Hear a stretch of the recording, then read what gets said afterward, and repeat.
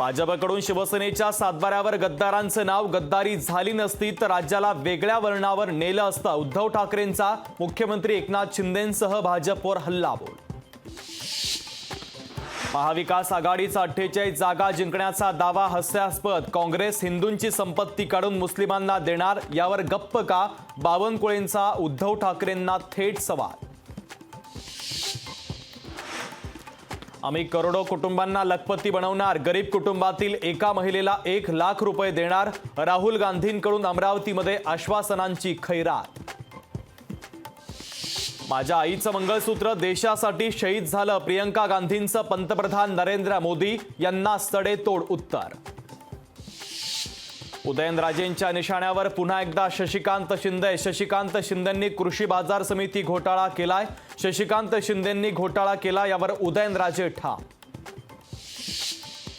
विशाल पाटील पैलवान झाले तर महाराष्ट्रातल्या पैलवानांनी तालमी सोडून घरी जायला पाहिजे. चंद्रहार पाटलांची विशाल पाटलांवर टीका.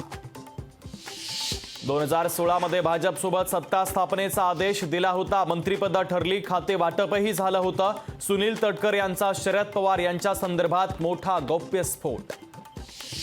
शिखर बँक गैरव्यवहाराच्या प्रकरणामध्ये सुनेत्रा पवारांना क्लीन चिट. मुंबई पोलिसांच्या आर्थिक गुन्हे शाखेकडून दिली क्लीन चिट.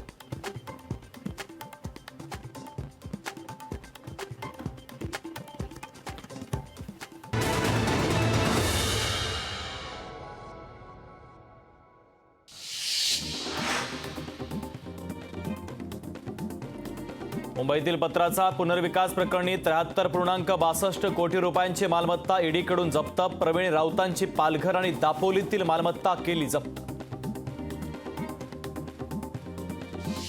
शरद पवारांचा भाजपला दे धक्का. भाजपचे नेते संजय क्षीरसागरांचा राष्ट्रवादी शरदचंद्र पवार पक्षामध्ये प्रवेश.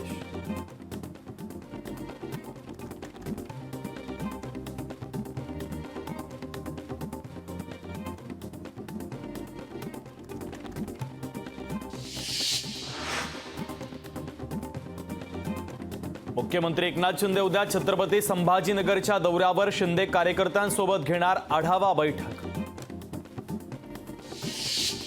रावेर लोकसभा मतदारसंघातील महाविकास आघाडीच्या उमेदवारांनी भरला उमेदवारी अर्ज. संजय राऊत, जयंत पाटील, जितेंद्र आव्हाडांच्या उपस्थितीमध्ये उमेदवारांनी भरले उमेदवारी अर्ज.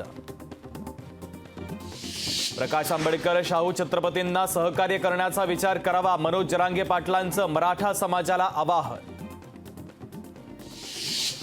डोंबिवलीमध्ये आदित्य ठाकरेंच्या विरोधात युवासेना आक्रमक. युवासेनेच्या वतीने आदित्य ठाकरेंच्या पोस्टरला जोडे मारो आंदोलन.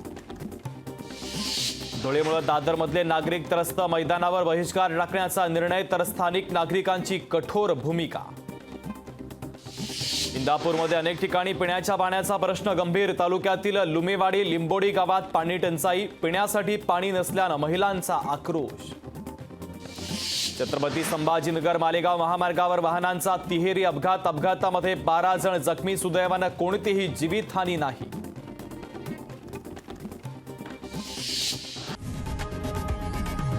लोकशाही मराठी ऐका, पहा, जागरूक रहा.